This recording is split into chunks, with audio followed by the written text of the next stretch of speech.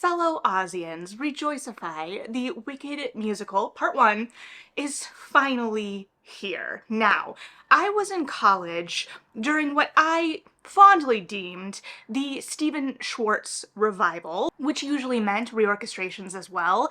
I saw the Godspell revival twice in 1 week on a trip to New York, and I caught the Pippin revival on tour as it wasn't yet open the week we were in New York for spring break, and I fondly joked at the time that if Wicked were ever to be reorchestrated, it would have to be done while it is still running on Broadway. And now, a decade later, give or take a few years in either direction, and we are seeing that through the movie version. A movie based on a book that was written in 1995, turned into a musical that opened in 2003, and I discovered at the very beginning of my teenage years, which I think is such a special time to discover this musical.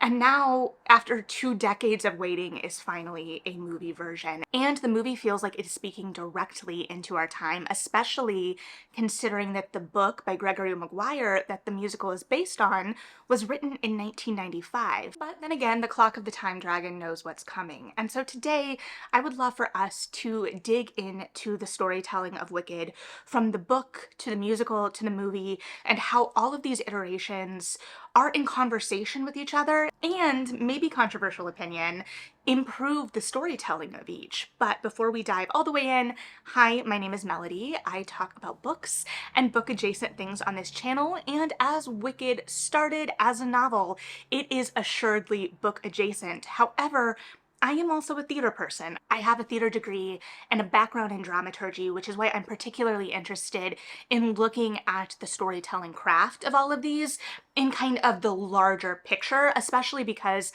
I personally have only seen the movie once at this point. So I feel like maybe down the road, I avoided the joke there, give me credit for that, we could perhaps dig more into the movie once I have it on Blu-ray, if that's something of interest to anyone. But I kind of, like I said, want to talk about the big picture here. And to do that, we of course have to return to the beginning, not the Wizard of Oz, which of course all of the versions of Wicked are an iteration and a reimagining, and in some terms a fan fiction of, but to Gregory Maguire's 1995 novel, Wicked, The Life and Times of the Wicked Witch of the West. There's a lot of discussion around this book right now, for obvious reasons. We are part of that discussion, but a lot of that discussion really kind of centers around the tone and the darkness of this book in comparison to the musical, and as a kind of warning about gifting this particular book to the younger readers in your life who may have an interest in Wicked. And this is very interesting for me personally within my own reading life, because I read this book probably around 8th or 9th grade. I want to say 8th grade. And I did not read this copy. This copy, while I brought it home from my childhood bedroom, was purchased later by my mom, who I have a very strong suspicion never actually read the book. One, based on the fact that it was being kept in my bedroom, and two, because she definitely would have had words, questions about said book for me, knowing I read it and probably knowing how early I read it. And the book is definitely darker, and there are definitely some more adult themes from just a few pages in. There are some puppets up to some acts that you probably wouldn't anticipate puppets engaged in outside of maybe like medieval theater. There is of course the infamous scene that is the kind of stand-in for what we know as the Ozdust ballroom scene. The Ozdust does not exist in the book. It is the philosophy club and what happens there, though Elphaba and Glinda are not present for that scene in the book. And the book is just inherently darker than the musical, unquestionably. And part of that goes back to the exploration it's interested in having, that Maguire tells us the book is interested in having from the beginning, and even if he hadn't told us, would be very, very evident within the action or lack thereof in the book. Now, when I went to reread this for preparation for the movie, for anticipating wanting to have a discussion like this, I told a couple of my friends who are both fans of the musical and have both read the book, and both of them had essentially the same reaction where they went, ew, why?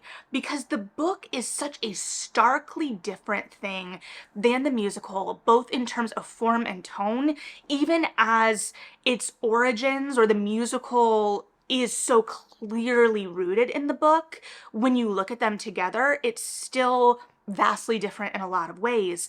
And for me to come on here, we obviously talk about a lot of page to screen adaptations on this channel, particularly Bridgerton, who of course we have Jonathan Bailey in the movie, which we will get to. But with that, I think there's this idea that treating the text as Bible is the proper way to adapt. And I think a lot of that in particular really stems from how modern fandom works. And I think we will see even some of that in just like little small moments in relation to the movie versus the stage show. But the book is a much different animal. This time the pun was intended in relation to the stage show in terms of the form in particular, because it is interesting to me as a reader that I picked up on this reread that even though this is Elphaba's story, this is the story of the Wicked Witch of the West that is made so clear to us on the cover of the book, it still feels like for most of the book,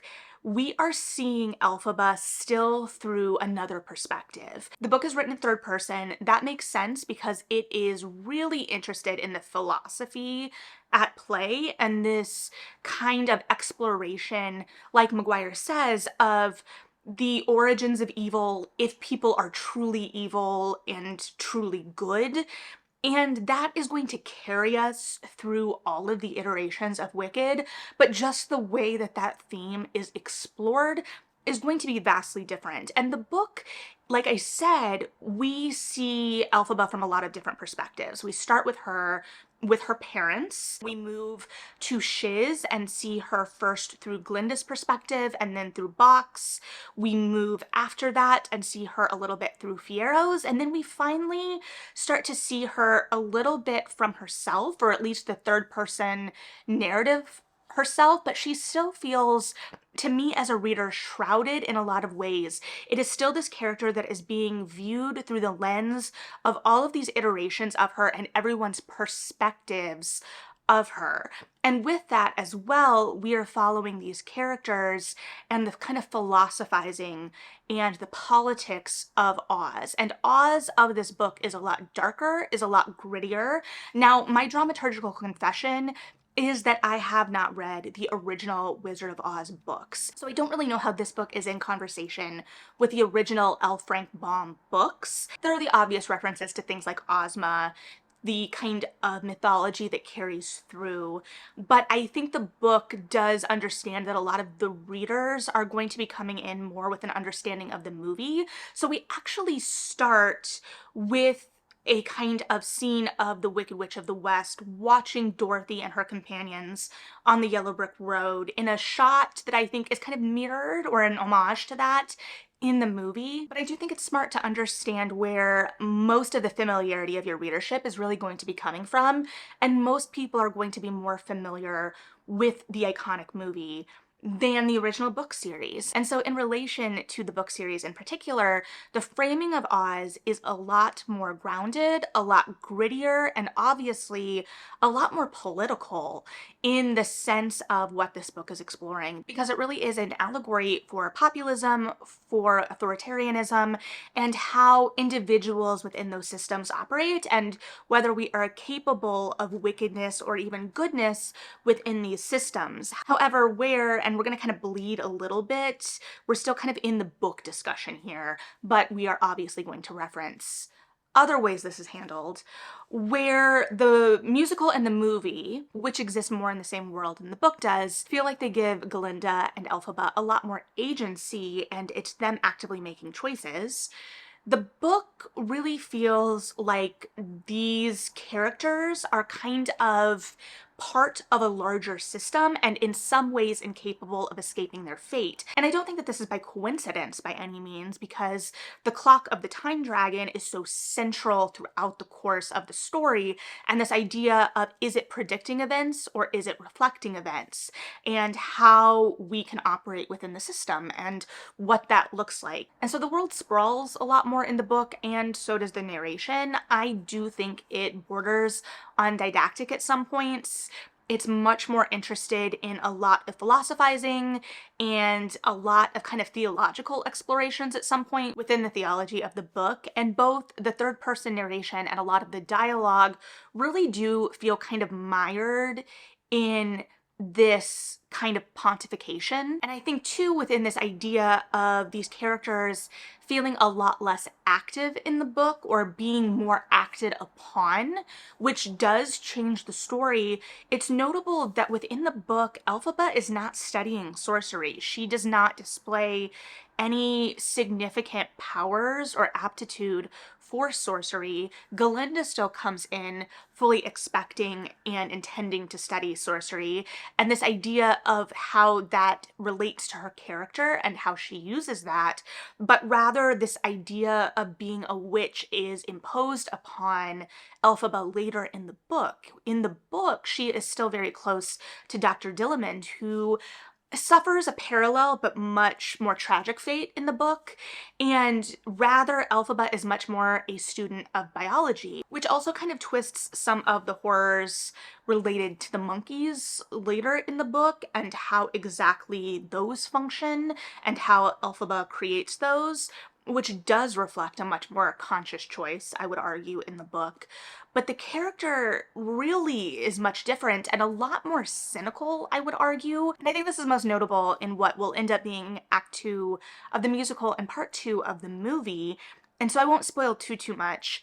But within the book, in the context of the book, Elphaba kind of becomes enmeshed in an animal rights activist circle, but she is very much not the ringleader or the central point of power. In fact, she doesn't even have names, and so she is much more just a piece of the system within the book. While within the show, she is obviously a much more active party.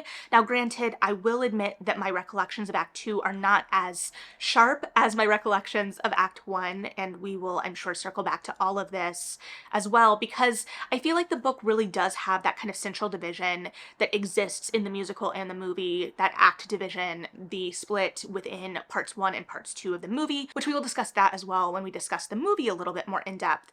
But within the book, we see a lot less of Glinda as well. She still changes her name eventually for the same reasons in the book as she does, and I think that this is talked about a lot within the conversation of Wicked, this kind of centralizing of Glinda and putting Elphaba and Glinda kind of opposite of each other and exploring them together. And I want to table a little bit of that for when we talk about the musical in relation, but at the same time, we do still have a Galinda in the book who grows up to marry into the Ozian aristocracy and become a definition of good that is still a power for the wizard, and what exactly that means. And there is a quote from late in the book that I think sums it up pretty well and circles us back to the beginning of the musical and the movie, where it says, "Glinda used her glitter beads and you used your exotic looks and background, but weren't you just doing the same thing?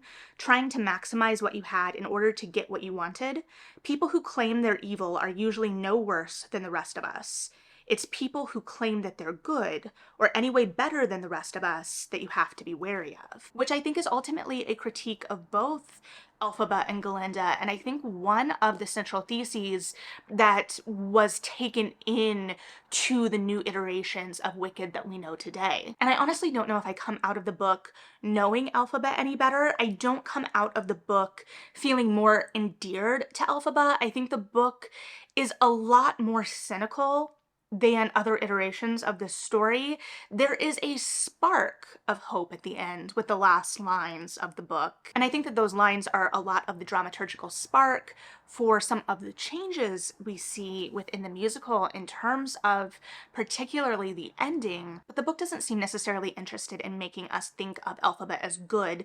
The book's central argument is that no one is perfectly good, or maybe even good at all, and we see Elphaba's righteousness really corrupt her, which we do see carry in through the musical into Like No Good Deed, which is one of my favorite parts of the musical. But like I said, within the book, we see Elphaba kind of corrupted by her own righteousness and isolation, but we never feel, or I never felt like a reader, like I got to see the real vulnerable side of her. It really kept me at a distance and was more interested in these thematic ideas and the darkness and the grittiness without making me as a reader endeared necessarily to either Elphaba or Galinda.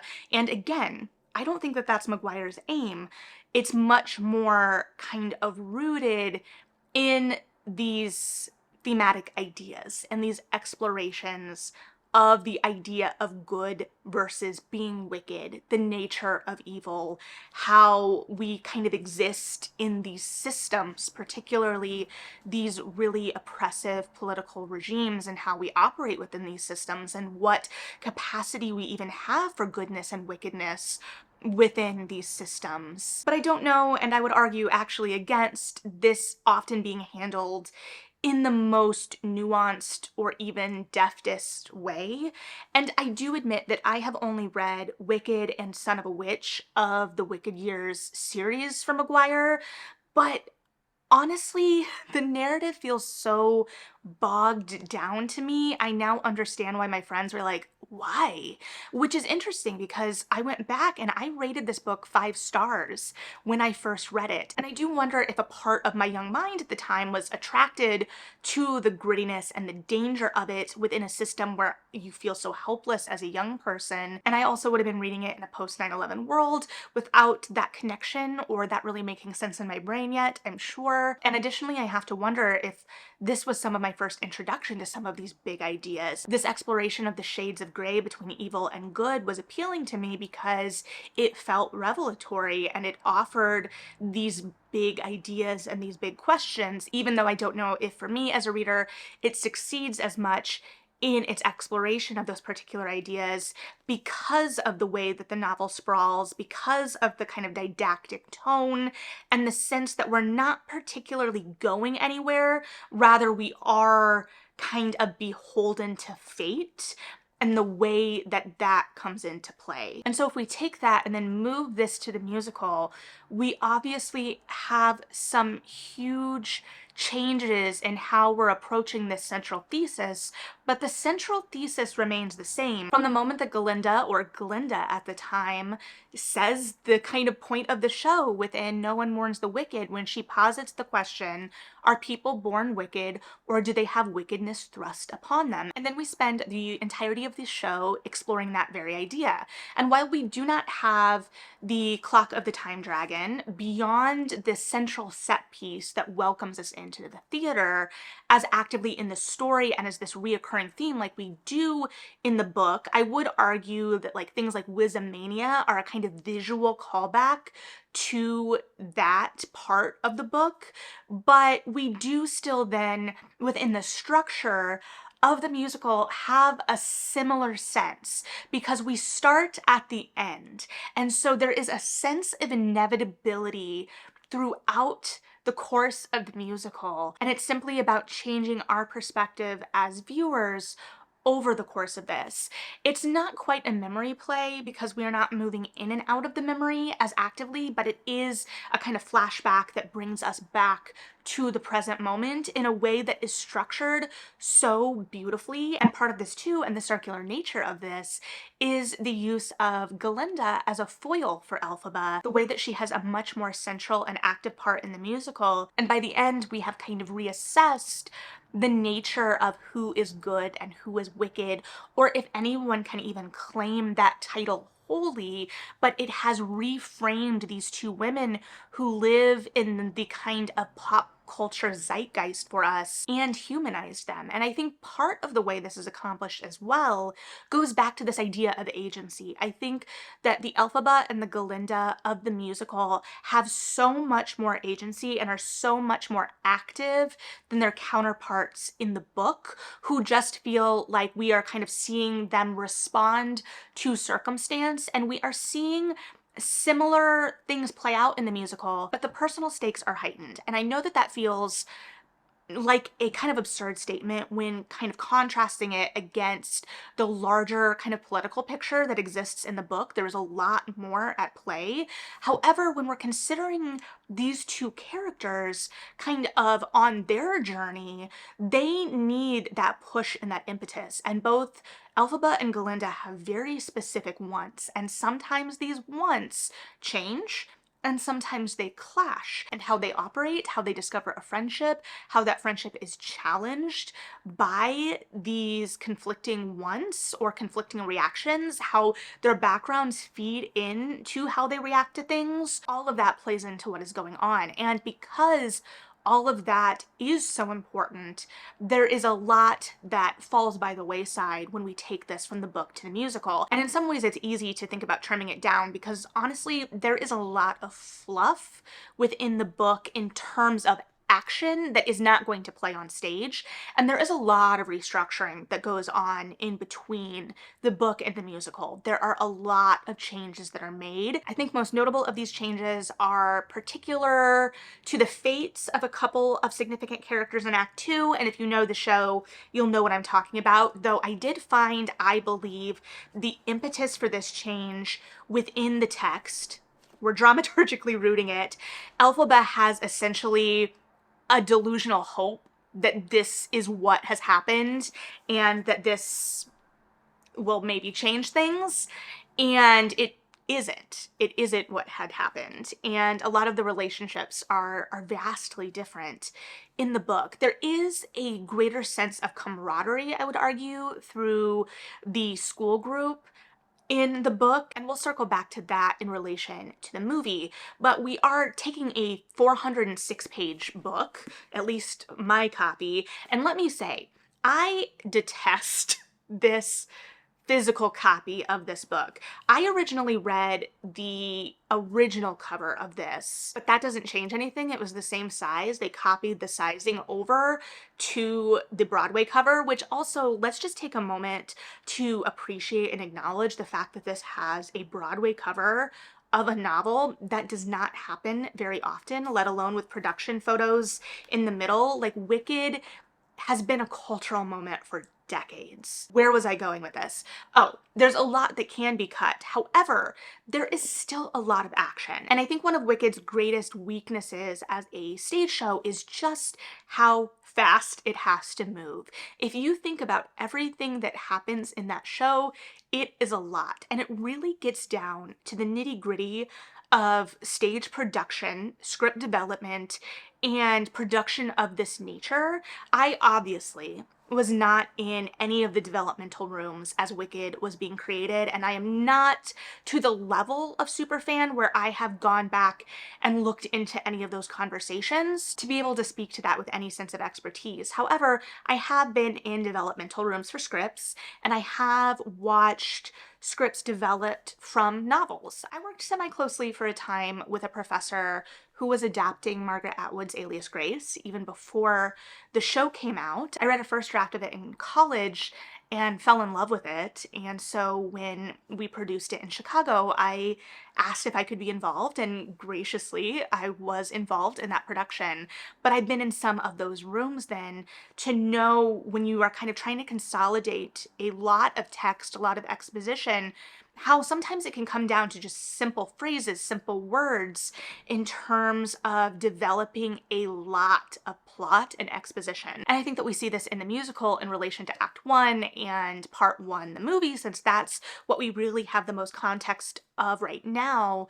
In relation to like the relationship with Fiyero, that all moves very, very quickly. Even Elfie and Galinda's friendship at the end of Act 1, the depth it is to the point of, by defying gravity, we have to kind of suspend our disbelief a little bit because we haven't gotten to live in that friendship quite as actively. We haven't seen like throwaway scenes of them just being friends in quite the same way we might see it if this story was adapted for like a mini series or something along those lines. We are moving at a clip, and I think that that is where a lot of the comedy comes into play. It's definitely banking on or taking advantage of the fact that most of the audience is going to have familiarity with The Wizard of Oz, and that streamlines a lot of the narration because we've gotten rid of a lot of the extra political moves that exist within the book and all of the different territories and how they're interacting with each other. We've gotten rid of kind of all of the theology subplots. In the book, Nessarose is extremely religious to the point of zealotry, really, and how that plays into her rule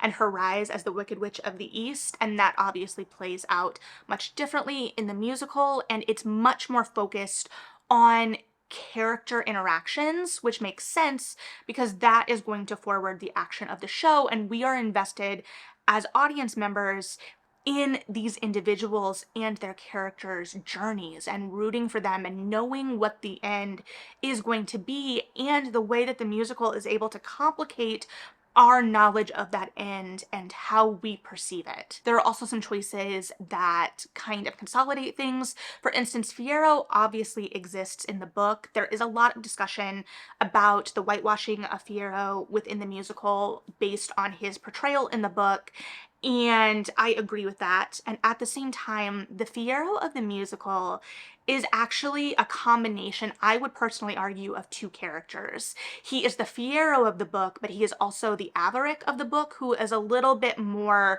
of that kind of nonchalant, suave, playboy type character that we see embodied in Fiyero in the musical.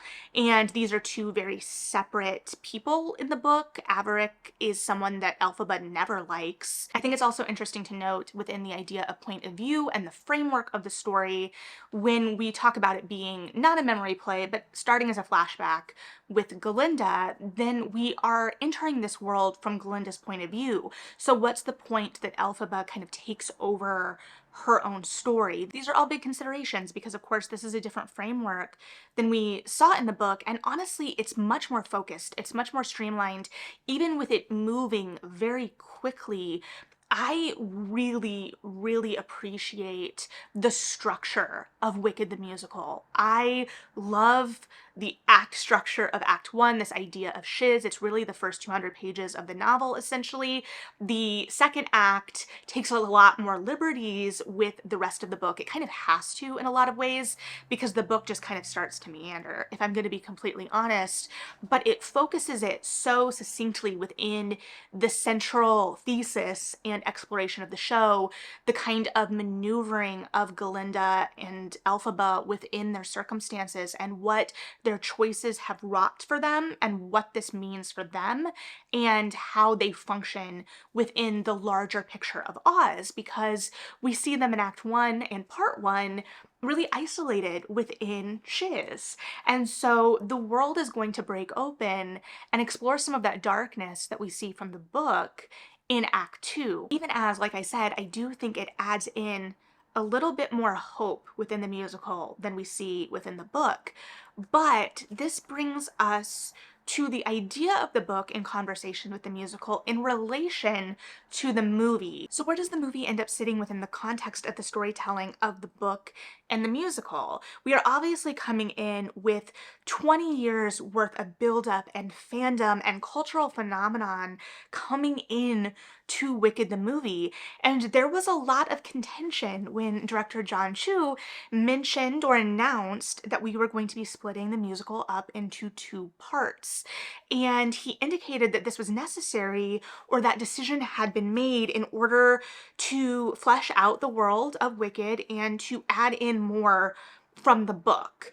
And so coming at it from the perspective of someone who has read the book, refreshed myself on the book, does it feel like anything from the book was added to Wicked Part 1? I would argue yes and no. I would argue that these additions are there, though a lot more subtle, and integrated in a way so as not to upset the storytelling that people have been in love with for 2 decades now, because I think that the tone and kind of spirit of Wicked are something that people, I included, really respond to and return to with a lot of fondness and hope.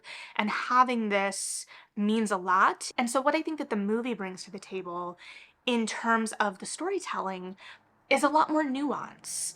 I obviously love the stage show and I obviously love theater, but that form of storytelling necessitates a lot of broadness where there is a lot more opportunity for intimacy within the movie. We can do close-ups on these characters and that allows for feeling to grow. The shots of just Glinda and Elfie touching hands, the way that space can be utilized, framing can be utilized, obviously, all of the above. We know that going in, right? And so what I think that this decision to split into two offered after seeing the movie was a lot of room to breathe. Because as I mentioned, the musical moves very quickly, and there was a lot of conversation about, okay, going into part one after the runtime was announced, the length of the first movie is essentially the entire runtime of the stage musical. Like, how do we reconcile that?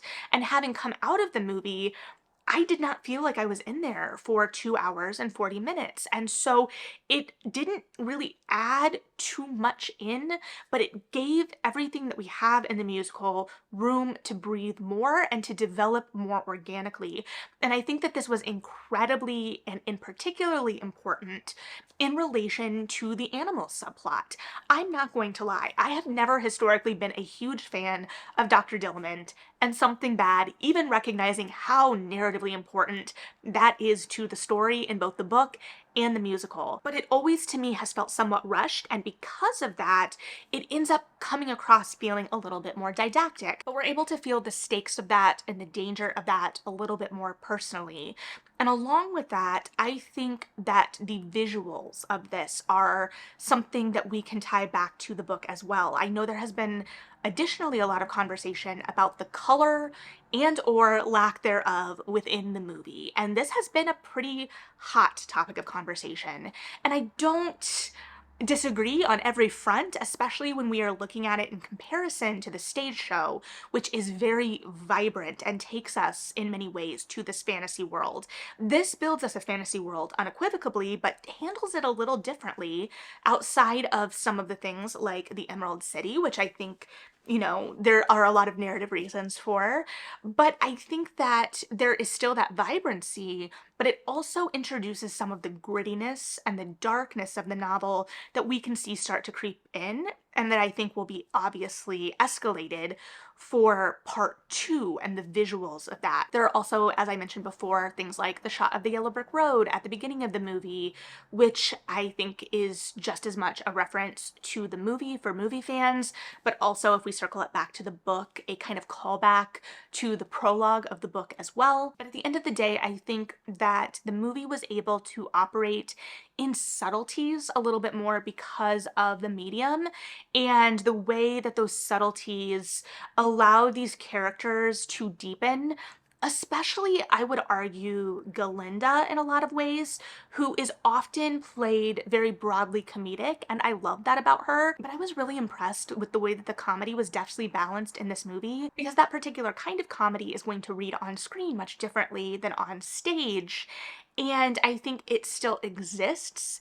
I laughed a lot with my friend during the movie, but it also has a lot of vulnerability within the performance. And that vulnerability obviously, of course, extends to Elphaba as well, who is in some ways much stronger than I have ever seen her, while also giving us peeks at that vulnerability behind that stoic exterior in ways that I think circle her back to the collegiate Elfie in the book in some ways, while still having that musical spirit. And so while offering us this new intimate look at a story we so love, I think really embodied from the beginning with No One Mourns the Wicked, the range that is possible with close-ups of that number, us going in as people who know the musical, knowing the depth of that song, I think that there is that ability that just translates differently on screen than is possible in a theater. Those emotions are still present in the theater, they are still communicated in the theater, but they are communicated in different ways. And I love being able to explore the way that different mediums can forward and serve the story in different ways. And I think that the movie musical really is serving the story and forwarding the story. It really does honor the source material with very few significant changes. There are some lines, fan favorite lines here or there, that do get switched. And we can argue the semantics of that as well, in terms of, I'm sure there were discussions about these lines. And again, I've only seen the movie once so far, so this is kind of my initial reactions. I absolutely loved it. I know a lot of people were sad to see Fiyero already know of the Ozdust Ballroom and not ask about the most swankified place in town. This, though, I think is interesting because we have a depth to Fiyero in this movie that is kind of helped by the space, helped by the close-ups, helped by Jonathan Bailey playing Fiyero, and that is not in any way meant as a slight at previous Fiyeros, but this man's ability to play a range of rakes can now be studied. But one of the things kind of being expanded and given more space in the movie is this sense that Fiyero knows a lot more than he lets on and is actively playing stupid in some ways. And so for him to already know, one, it's a little bit more illustrative of his kind of rakish demeanor and character within the context of that scene in that moment. And there's something to be said about kind of juxtaposing the idea that he actually already has this knowledge while singing lines like "Life's more painless for the brainless," which, you know where we go with that. And so I think that there is something to be said about him having the ability in the movie to kind of display a lot of that nuance within that character. And the nuances obviously within every character, and even the friend group feels a little bit more developed here and kind of mirrors some of what we see in the book as well. I would have loved more time with them, absolutely, but I liked especially that shot of them getting on the boat on the way to the Ozdust.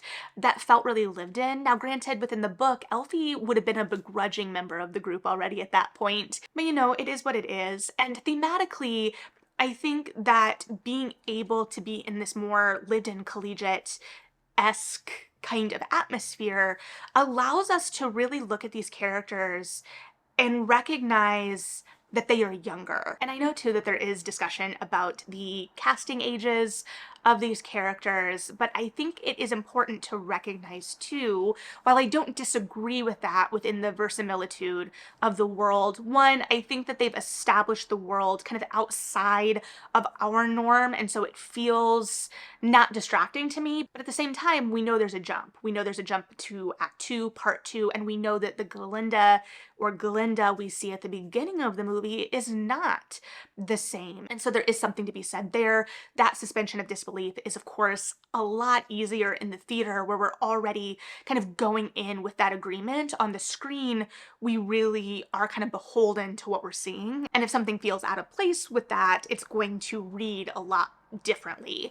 However, within the context of them, we can feel the kind of idealized forms of them here, right? This is them at the beginning of whatever. And with that, they're going to have a lot of grand ideas and dreams for the future, as evidenced in The Wizard and I. Also, can we just appreciate the fact that we have the rainbow in the distance during Elphaba's I Want song? Beautiful little moments like that all throughout the movie. But these are characters who haven't been faced with the stark realities of the world. We watch that happen at the end of the movie and what choice within that crucible looks like and how that charts our future, how we can or maybe can't judge ourselves for reactions and what we do in those moments, what the pressure and precipice of that moment looks like. I think the way we got both characters to defying gravity was incredibly successful because I think that that is so hard narratively to really get to that point of no return with these characters, especially again with how quickly we have to move within the context of the musical to really feel the depth of that relationship and to feel them making a different choice there. And Defying Gravity was just absolutely stunning. Slight visual spoiler here that I will relay to you, but if you haven't watched the movie yet, don't listen to this because I want you to experience this in real time. But the visual that really is a callback to the end of Act 1 and that stage picture, it makes me emotional just to think about it. It makes me emotional to think about watching Defying Gravity on the Tonys for the first time and the wonder of it. I honestly don't even remember my first encounter with Wicked or how I came across it. I know I already knew about it for the Tonys because I was eagerly awaiting that performance, but I can't imagine having just stumbled across the soundtrack because within the context of the time, I would have had to buy the soundtrack and I had limited CD buying resources, so I was not going to use those resources on something I didn't know. But in relation to that kind of state of life these characters are in, that kind of idealism that we see challenged by the end, I think it's interesting in relation to, we see more of the politics obviously get to be explored or fleshed out in the movie, also still within what forwards the characters' journeys, I think is incredibly important because there was the opportunity to add in more of the kind of larger picture political landscape, which didn't come into part 1. Now, it may still come into part 2. We may see some of the fleshing out of Maguire's world a little bit more there. However, I think it's important the way it was portrayed in part 1 because, again, these characters have a smaller world at the beginning of this journey. And so we're opening up that world with these characters and as their world changes and opens up.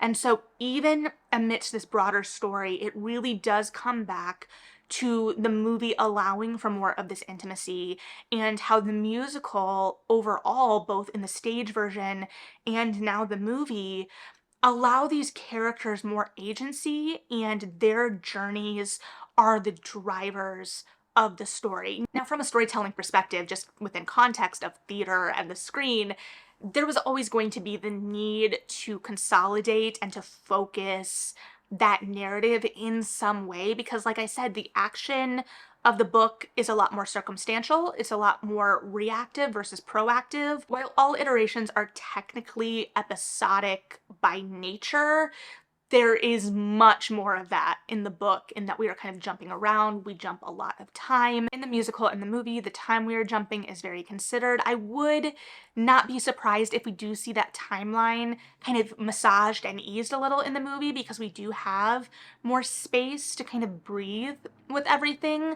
But I adored the movie. I adored getting to live in this world a little bit more, to settle a little bit more. I didn't feel the extra time. I didn't feel as if we got too much of anything, especially because I feel like Elphaba's character in particular got a lot more in part 1, and it allowed us to go on this journey with her a little bit more. Her hopes were higher, her reversals bigger, and I just loved seeing her open up on the screen in new ways. I don't know if you could tell, but I have always been an Elphaba girl, and I just adored this iteration, this playful as she is on the stage, but also strong and vulnerable iteration of Elphaba that we got on the screen. I knew from the minute she was cast that Cynthia Erivo was going to just take Elphaba to new levels.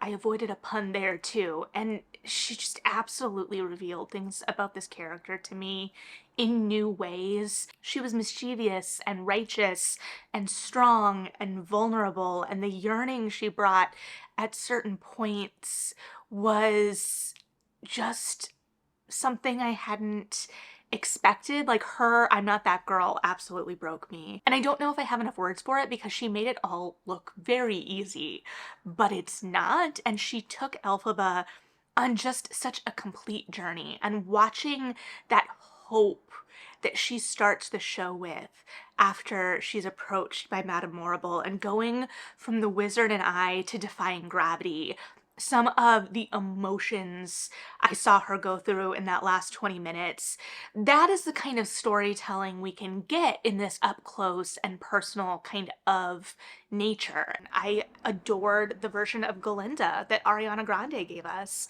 I do think she took good care of her. I think that all of this comes through ahead the most in the Ozdes ballroom scene that I know has been talked about by many people who have talked about the movie, but I think it's because it just hits so well. That part of the musical always is very hard for me. I say always like I've seen the musical so many times.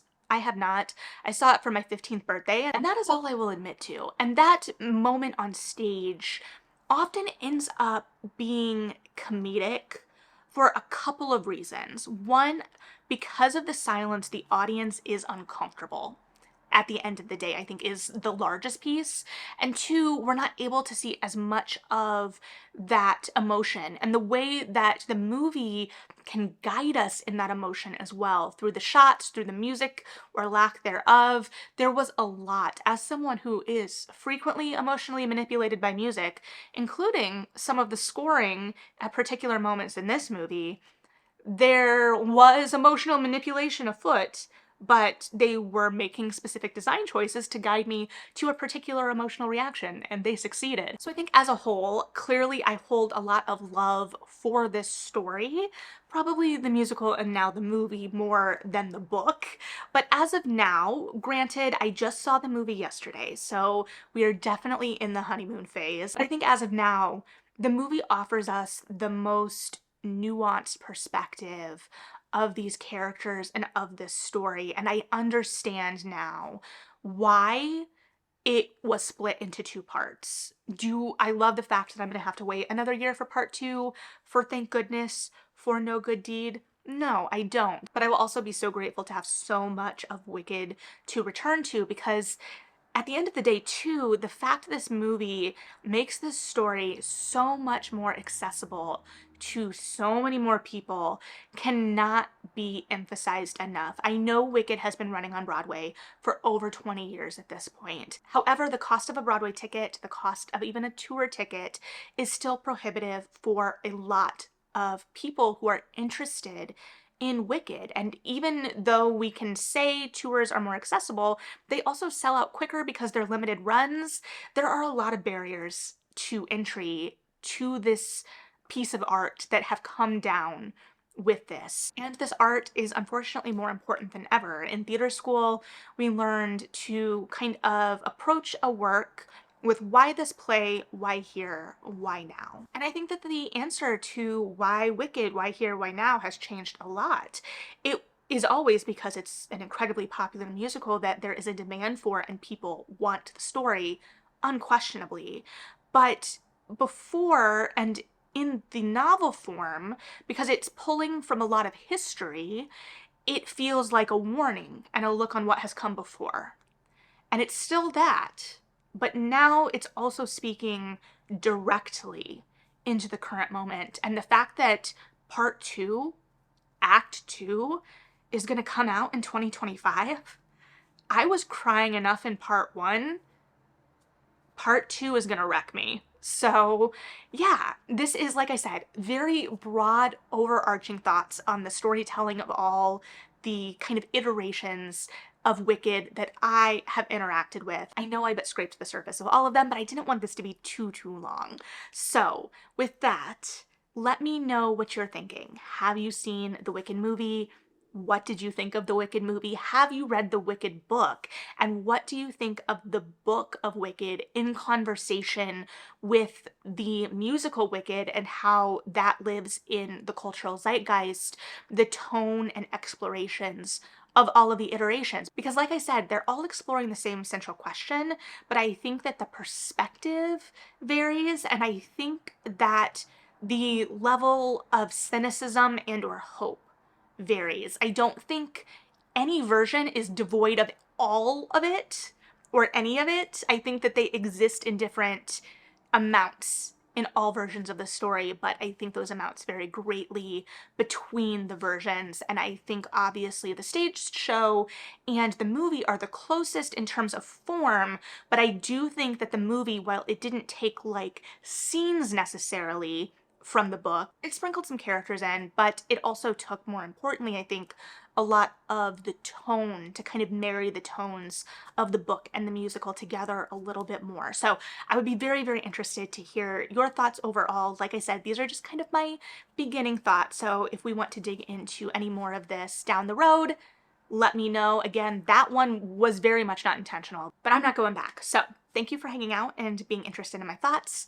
Let me know your thoughts below. Like and subscribe if you feel like it. Read something good. And yeah, bye.